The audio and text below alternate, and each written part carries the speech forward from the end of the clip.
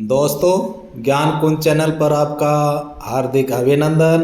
आज का विषय शुरू करने से पहले मैं आपको आज ज्ञान कुंज चैनल की कुछ बातें शेयर करना चाहूँगा। ज्ञान कुंज चैनल द्वारा प्रस्तुत की जाने वाली अध्ययन की सामग्री प्रामाणिक, सत्य, सटीक तर्कों पर आधारित है और किसी भी विषय की प्रस्तुति से पहले उसके संदर्भित मानकों की सतर्कता से पालना की जाती है ताकि विशुद्ध ज्ञान आपके उद्देश्य की प्राप्ति में सहायक सिद्ध हो। इसलिए हमारी पहली प्राथमिकता आप सबके मूल्यवान समय का उचित उपयोग है ताकि आपका समय व्यर्थ न जाए, आपका भविष्य सुंदर बने। इसी कामना के साथ हम आज का अध्याय शुरू करते हैं। आज के अध्याय का नाम है शब्द प्रकरण। दोस्तों, शब्द के बारे में आपने पहले भी अध्ययन किया होगा, किंतु आज जो हम अध्ययन करेंगे वो एक विशेष अध्ययन होगा। आप शब्द अध्ययन के दौरान कुछ ऐसी चीज़ें देखेंगे, सुनेंगे, पढ़ेंगे कि आपने उसके बारे में कल्पना तक भी नहीं की होगी। कुछ ऐसे वर्ण जिनका प्रयोग उचित नहीं होता, ऐसे वर्ण समान से दिखने वाले वर्ण होते हैं जिनके अनुचित प्रयोग से अर्थ का अनर्थ हो जाता है। कुछ ऐसे शब्द जो आपकी परीक्षा से संबंध रखते हैं, उनको आपने कई बार पढ़ा भी है किंतु अशुद्ध रूप में। ऐसे शब्दों के बारे में भी हम शब्द प्रकरण के तहत चर्चा करेंगे। वर्तनी के कुछ ऐसे नियम जो आपकी भाषा के शुद्धता के ज्ञान को बढ़ा देंगे, उन पर भी चर्चा करेंगे। तो आइए शुरू करते हैं। शब्द क्या है? शब्द ध्वनियों के मेल का सार्थक समूह है, अर्थात ऐसा समूह जो अर्थ प्रदान करे। जैसे कै जमा मैं जमा ले या तीन ध्वनियाँ मिली, तीनों ध्वनियों ने कमल शब्द बनाया। कमल शब्द सुनकर हमने अर्थ लगाया कि कमल का फूल या फिर ये किसी का नाम भी हो सकता है। इस प्रकार ध्वनियों का यह सार्थक समूह शब्द कहलाएगा। शब्द के भेद। पहला भेद है अर्थ के आधार पर शब्द के भेद। अर्थ के आधार पर शब्द के दो भेद हैं। पहला भेद है सार्थक शब्द। जिन शब्दों का कोई अर्थ हो वे शब्द सार्थक शब्द कहलाते हैं, जैसे चाय, खाना आदि। हम चाय और खाना शब्द के अर्थ पेय पदार्थ, भोजन आदि ग्रहण करते हैं। इस प्रकार जिन शब्दों का कोई अर्थ हो वे शब्द सार्थक शब्द कहलाते हैं। अर्थ के आधार पर हमारा दूसरा शब्द भेद है निरर्थक शब्द। जिन शब्दों का कोई अर्थ न हो वे शब्द निरर्थक शब्द कहलाते हैं। जैसे चाय सार्थक शब्द के साथ वाय निरर्थक शब्द भी बोला जाता है, जिसका कोई अर्थ नहीं होता। इस प्रकार के शब्द जिनका कोई अर्थ नहीं हो वे निरर्थक शब्द कहलाते हैं। स्रोत के आधार पर शब्द के भेद। दोस्तों, स्रोत के आधार पर शब्द के भेद करने से पहले हम यहाँ पर स्रोत शब्द पर चर्चा करेंगे। और आपको हमने पहले बताया था कि हम शब्द प्रकरण के तहत कुछ ऐसे शब्दों की चर्चा करेंगे जो अशुद्ध रूप में प्रचलित हो रहे हैं और हमारे भाषा के ज्ञान को अशुद्ध कर रहे हैं। स्रोत शब्द को अब स्रोत लिखा जाने लगा है। इसका अर्थ कभी भी स्रोत नहीं हो सकता। स्रोत शब्द का अर्थ उद्गम स्थल भी होता है। स्रोत शब्द का अर्थ उत्पत्ति स्थान भी होता है। स्रोत का अर्थ इतिहास भी होता है। लेकिन स्रोत शब्द का अर्थ इन चारों अर्थों में से कोई भी अर्थ नहीं है। स्रोत शब्द संगणक द्वारा किए गए अनुचित अंकन का परिणाम है। आइए अब अध्ययन करते हैं स्रोत के आधार पर शब्द के कितने भेद हैं। स्रोत के आधार पर शब्द के 5 भेद हैं। तत्सम शब्द, तद्भव शब्द, देशज शब्द, विदेशज शब्द, संकर शब्द।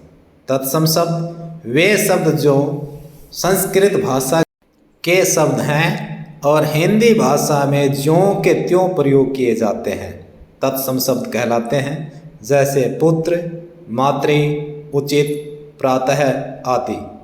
तद्भव शब्द तत्सम शब्दों के बदले हुए रूप को तद्भव शब्द कहा जाता है, जैसे पुत्र का बेटा, मातृ का माँ, सूर्य का सूरज, एकल का अकेला, मंत्रकारी का मदारी आदि रूप तद्भव शब्द के रूप हैं।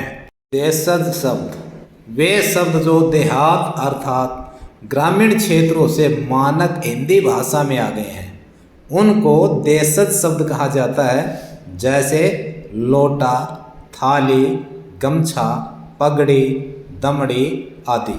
ऐसे शब्द हैं जो ग्रामीण क्षेत्रों में उत्पन्न हुए, अर्थात जो ग्रामीण व्यवहार है उसके अंदर लोग आपस में बोलते थे, लेकिन कालांतर में ये इतने प्रचलित हो गए कि इनको भाषा में लेना जरूरी हो गया। इस प्रकार के शब्द जो देहाती क्षेत्रों में बोले जाते थे और वो हिंदी मानक भाषा के अंदर सम्मिलित हो गए हैं, उनको देशज शब्द कहा जाता है। विदेशज शब्द विदेशी भाषाओं से हिंदी भाषा में शामिल होने वाले शब्दों को विदेशज शब्द कहा जाता है। मुख्यतः अरबी, फारसी, उर्दू, पुर्तगाली, अंग्रेजी भाषाएं इसमें शामिल हैं, जैसे अरबी अदा अदब आदमी, फारसी पलंग दवा नाव औरत, उर्दू फाका मस्ती दीवाना शब सितारा, पुर्तगाली आलपिन आलमारी कमीज, अंग्रेजी कंपनी, डॉक्टर, लालटेन, कैम्प आदि। संकर शब्द ऐसे शब्द जो दो भाषाओं के मेल से बनकर और हिंदी भाषा में प्रचलित हो गए हैं, वे संकर शब्द कहलाते हैं। संकर शब्द विशेष शब्द होते हैं, इनको विशेष शब्द भी कहा जाता है, जैसे रेल जमा गाड़ी रेलगाड़ी, फारसी जमा हिंदी का देखिए नेक जमा चलन नेक चलन, पुर्तगाली जमा हिंदी का उदाहरण देखिए पुस्तक जमा आलय पुस्तकालय। इस प्रकार के शब्द संकर शब्द कहलाते हैं और ये अपने विशेष अर्थ में प्रयुक्त होते हैं। व्युत्पत्ति या बनावट के आधार पर शब्द के भेद।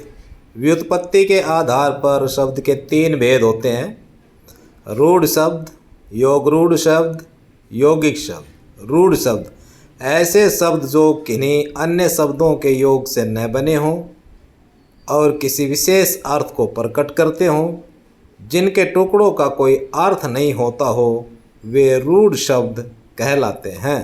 रूढ़ शब्दों के कुछ उदाहरण: दूध दू जमा ध, नीला नी जमा ला, घर घ जमा र, कल कै जमा ल, रात रा जमा तय। यहाँ पर इन शब्दों के हमने खंड किए, इन खंडों का कोई अर्थ नहीं है, इसलिए ये शब्द रूढ़ शब्द हैं। योग रूढ़ शब्द वे शब्द जो प्रत्यय आदि के लगने से बने हों और अपने विशेष अर्थ के लिए प्रसिद्ध हों, योग रूढ़ शब्द कहलाते हैं। जैसे पंकज पंक जमा जय। पंकज का सामान्य अर्थ कीचड़ से उत्पन्न घास फूस कीड़े आदि से है, किंतु पंकज शब्द अपने विशेष अर्थ कमल के लिए प्रसिद्ध है। इस प्रकार के शब्द योग रूढ़ शब्द कहलाते हैं। यौगिक शब्द जो शब्द 2 या 2 से अधिक सार्थक शब्दों से बने हों, वे यौगिक शब्द कहलाते हैं। जैसे हिम जमा आलय हिमालय, देवदूत देव जमा दूत, राजपुरुष राज जमा पुरुष। प्रयोग के आधार पर शब्द के भेद। प्रयोग के आधार पर शब्द के 8 भेद हैं: संज्ञा, सर्वनाम, विशेषण, क्रिया विशेषण, संबंध बोधक, समूचय बोधक, विस्मय आदि बोधक। इनमें 4 विकारी शब्द हैं: संज्ञा, सर्वनाम, विशेषण और क्रिया। इसी तरह इनमें 4 अविकारी शब्द हैं: क्रिया विशेषण, संबंध बोधक, समूचे बोधक, विस्मय आदि बोधक। विकारी शब्द वे शब्द जिनमें लिंग, वचन, पुरुष आदि के कारण परिवर्तन हो जाए, अर्थात प्रयोग करने पर जिनका रूप बदल जाए, विकारी शब्द कहलाते हैं। जैसे लड़की पढ़ रही है, अब लड़की शब्द का वचन बदलते हैं, लड़की का बहुवचन बन गया लड़कियां। इसका अर्थ ये हुआ कि लड़की शब्द विकारी शब्द है। इस प्रकार वे शब्द जो लिंग, वचन, पुरुष आदि के कारण परिवर्तित हो जाएं, उनका रूप बदल जाए, वे शब्द विकारी शब्द होते हैं।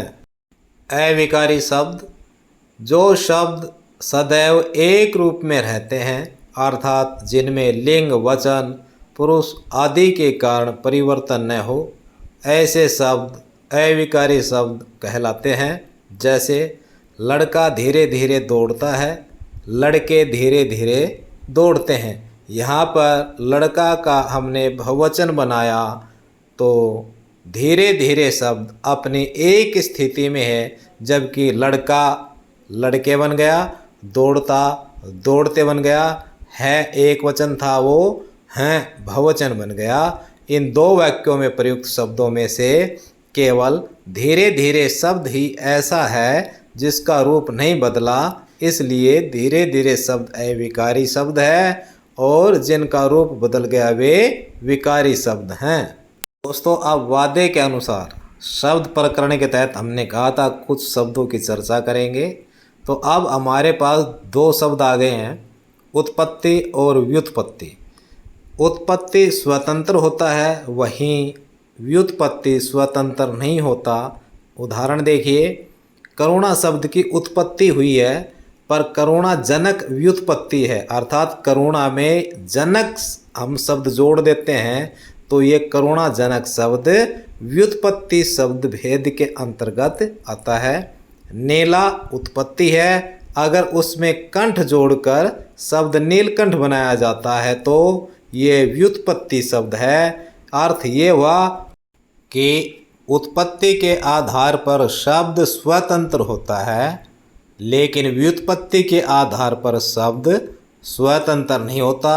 उसमें कोई प्रत्यय जुड़ जाता है या कोई शब्द जुड़ जाता है, लेकिन ये खास बात है कि व्युत्पत्ति के आधार पर बनने वाले शब्द अपने विशेष अर्थ में प्रयुक्त होते हैं। दोस्तों, आज का अध्याय यहीं समाप्त हुआ। यदि आपको हमारी शब्द विवेचना पसंद आई हो तो चैनल को सब्सक्राइब, लाइक और शेयर ज़रूर करना। धन्यवाद।